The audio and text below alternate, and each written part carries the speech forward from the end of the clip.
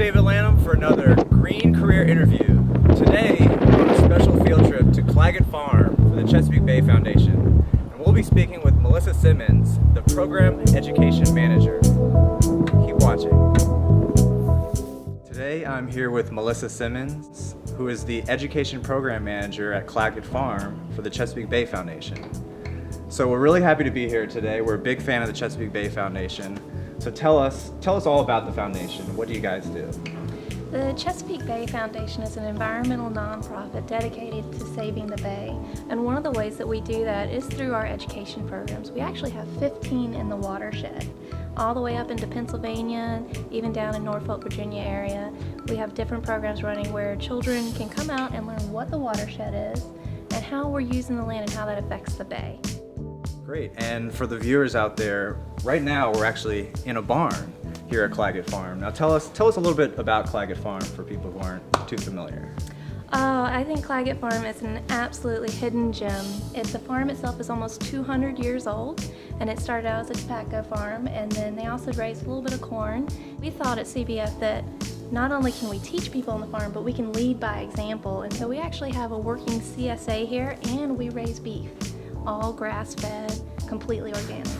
Excellent, excellent. And Melissa, as the education program manager here, just tell us a little bit about what you kind of do on a day-to-day basis. We see students anywhere from elementary school all the way up into college, and depending on the grade level and what their background information is, we cater the day to them to learning about how to farm, because a lot of kids don't understand that groceries, they think the grocery store is the farm. And so they don't know that you've got to plant the seeds and wait for it to grow. It's not Farmville, it doesn't come up in 24 hours. And so a lot of that is getting dirty, getting out in the garden and working, coming in here and checking out these maps and learning about the watershed, going and seeing the cows. We also have chickens. And so, the question is, chicken or egg first.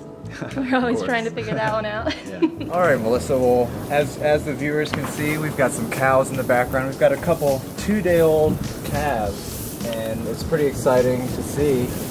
So, every job has its positives and negatives. So tell me, with these great creatures in the back, what is your favorite part of your job? The favorite part of my job is watching kids go meet the cows, because we'll come in here and we'll help feed them during the winter months.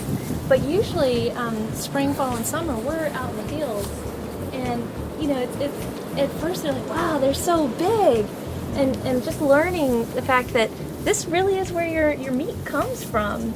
And I think it's really important that the meat that you're eating has a healthy lifestyle before you eat it, because if not, you could be taking on bad things as well. So I love making those connections.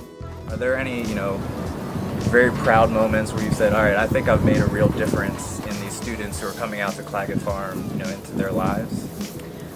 At the end of the day, we do a check-in and we wrap up and ask them, what's the one thing they're going to take away from the day. And the kids that come in that are screaming because there's bugs and they don't want to get dirty and oh my gosh, it's just too much for them. Yeah. At the end of the day, if their knees are dirty and they've got a little dirt smeared right here, I'm like, yes, I've done a good job today, and they're smiling. That's the best part. All right, Melissa, I see we have a friend here with us, and there's just so many great things about Claggett Farm with the animals and everything.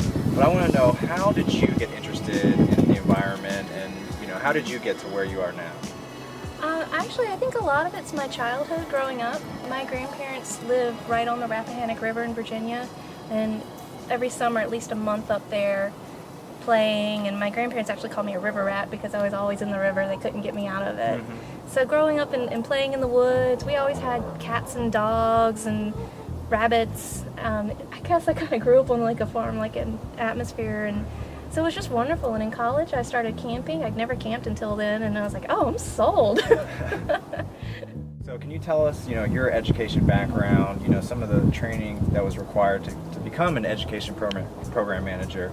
How did you get to your actual position? Certainly. I have a degree in environmental studies and a minor in biology from Elon University. But the kind of cool thing about our job is that there's educators that have degrees in philosophy and art history. It was more about what you did on your spare time. I used to lead outdoors trips for my college friends where we'd go hiking and whitewater rafting, camping, you name it. As long as I got a faculty member to come with, we could do it. And so that really helped me get in. Do you have any green tips that you can share with our high school students out there? Yeah, just a couple of things. I really believe that all the little things like carpooling with your buddies, using a reusable water bottle instead of buying a new one every time, I think all that adds up so much, and it's something everybody can do. So I highly encourage everybody to find something they can do and make it a habit. Do it for 30 days. Great. Well, I'm going to agree with Melissa, and I'm going to thank her for taking the time and talking with our Planet Connect audience out there. So make sure to head back to planetconnect.org and find out all the other careers you can get interested in.